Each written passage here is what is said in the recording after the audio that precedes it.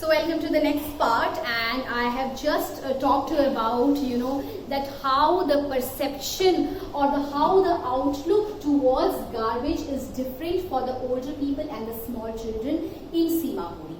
See, I have just told you that yes, hyperbole literary device has been used by Anish Young here, and how it is different because for the older people, older people have to feed their families, so it definitely has a meaning, and that's why garbage becomes a goal to them.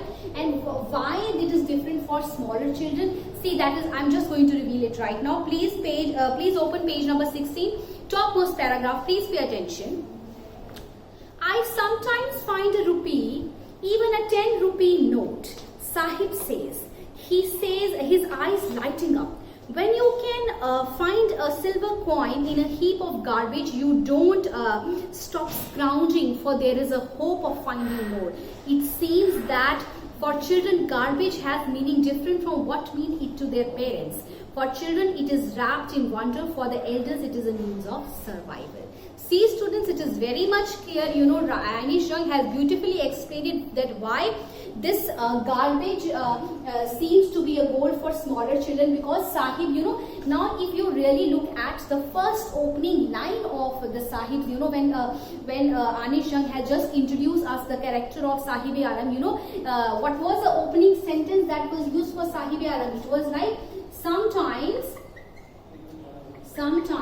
I find a rupee in the garbage. Sometimes I find a rupee in the garbage. So Sahib here explains actually that why it is gold to them. No doubt, it doesn't matter to them, that because small children don't have to feed their families. There is not so much of responsibilities and duties onto the shoulders of these children.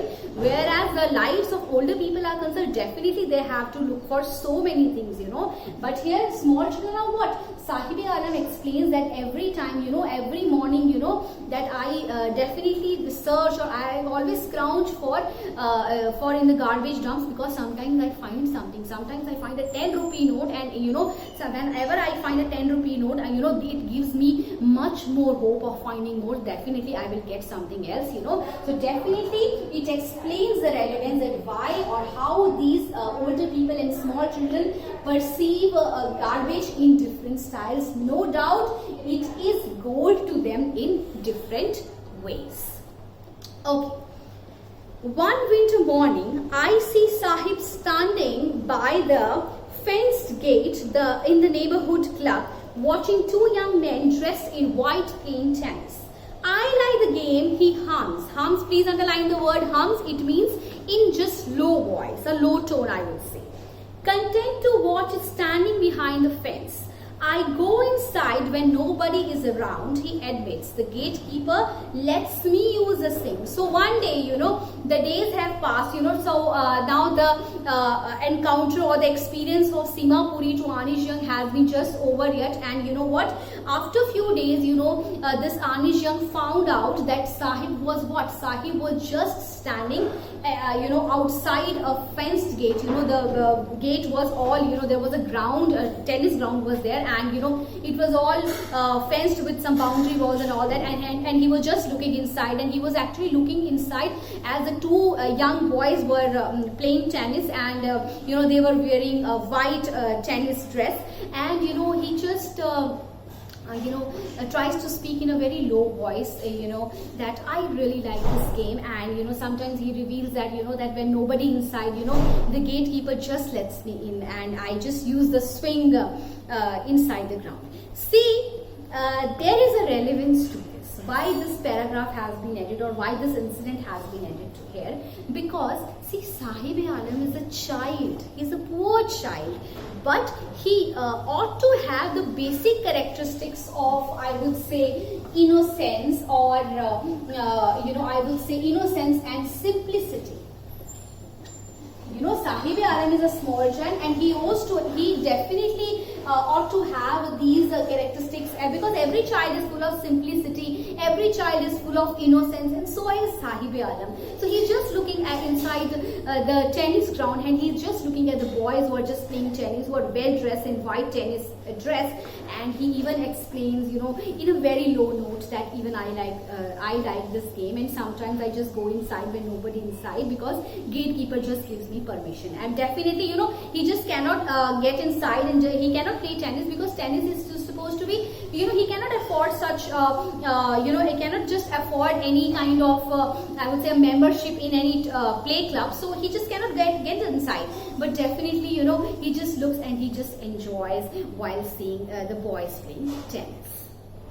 So I think you can really feel the plight of such children, you know, because these children have certain hopes, they have desires, they have certain dreams, but their poor or tragic condition, or the harsh and brutal system of our society, you know, it just doesn't let them to feel better. It just doesn't let them to fulfill their dreams, and that's why they are just going to remain poor throughout their life. They are going to remain shoeless throughout their life, and that is the tragic, or that is a pathetic state of the impoverishment that is never going to end in their life. Please pay attention, students. Sahib too is wearing tennis shoes that look strange over his discolored shirts and shorts. Someone gave to me, he says in the manner of an explanation.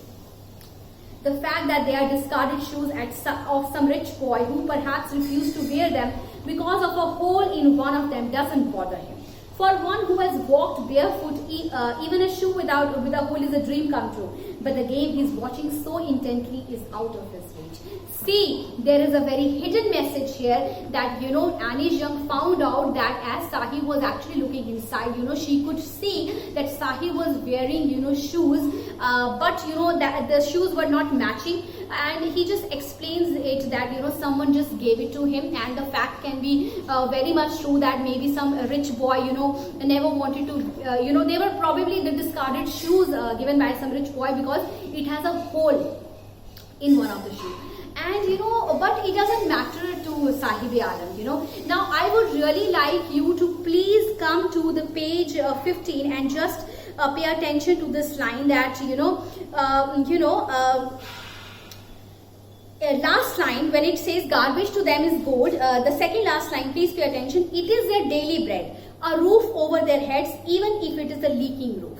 So see, students, you know, when the writer is saying that, see, students, actually what I am trying to say, or what the writer is trying to say, that see, the condition of the people living in Simapuri is actually same. They are having a pathetic life, and their generations are just going to, live a tragic life throughout their life. But definitely perceptions will be different, as the perception of old people and small children were very different as they find or as they see garbage in different styles. As same as the case, when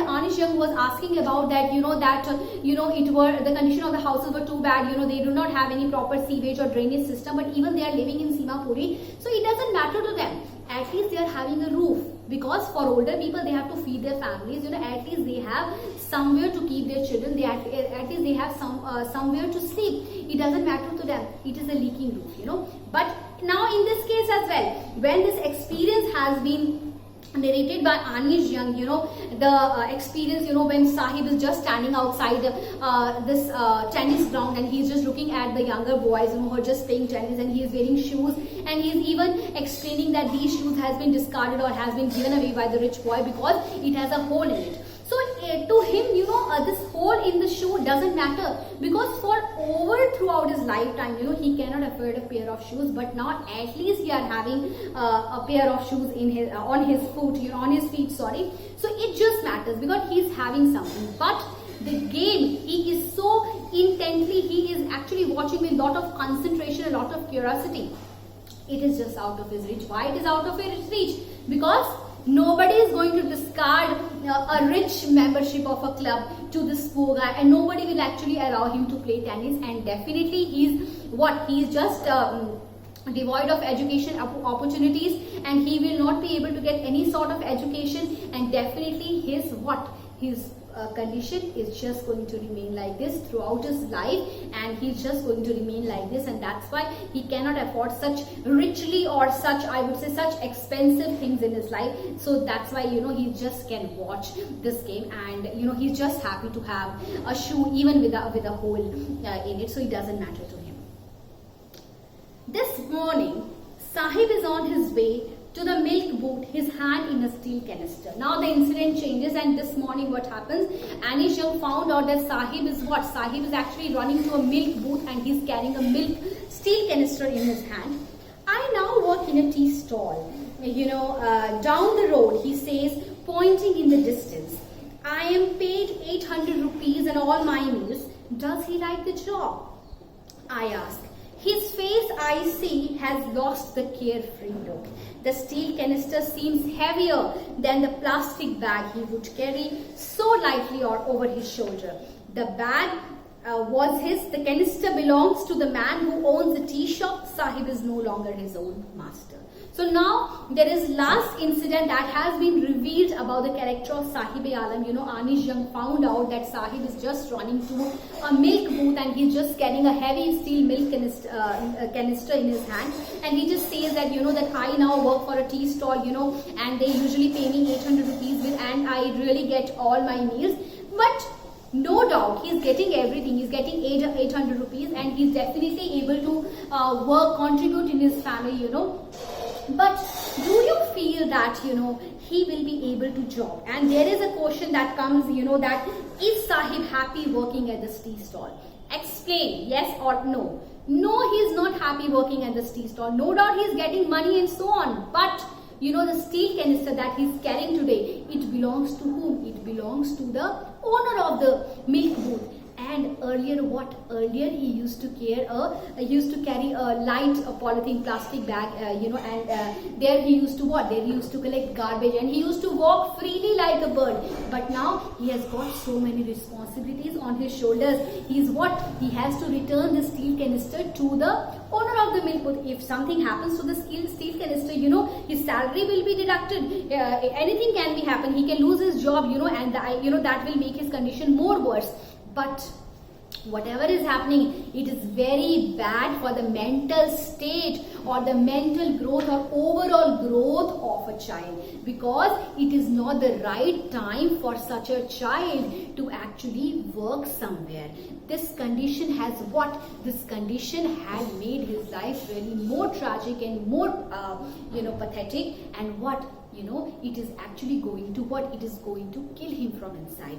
Why? Because this harsh and brutal system is what? Nobody is helping him. Nobody will give him anything. You know, he will just wear the shoes that has some, you know, that will be somehow maybe discarded by someone, or that he will no longer have any kind of I would say carefree look or carefree kind of outlook in his life. But now he has got responsibilities, first of all, you know, and he has to return the milk canister. And secondly, you know, the main crux or the main idea is what? He's what? He's a child. He's not supposed to do all this thing. He's just a small child. He must enjoy his childhood. He must enjoy his the best moments in his life. But at this point of time, what? He is what? He is no longer the master of his own identity. His identity is what? It is owned by someone. It is owned by whom? It is owned by the harsh and brutal system of our society. It is owned by all those people, all by bureaucrats, all those politicians who don't do anything for these children, and definitely they have to live a life full of exploitation, and they have to live life like this throughout their lives, and such is the plight of poor children. And they will not get any proper education, which is very bad for what? Which is very bad for the overall development of any human being, I would say. And that is not the right time for him to work in a tea stall or to work for anywhere. And what this condition has actually ultimately forced him to do, what? That has ultimately forced him to do child labor. That is the first theme of our chapter, and that's why this character of Sahib-e-Alam has actually explained the very idea or the appropriateness of lost spring. Because see, ultimately how the spring, how the freshness, how the vigorous, how the energy of Sahib's life has been taken away from him, has been snatched away from him, and see, it is never going to change, and definitely it not even gives us relevance. It actually explains that how this perpetual state of poverty is never going to end. I hope this is clear to you. Thank you.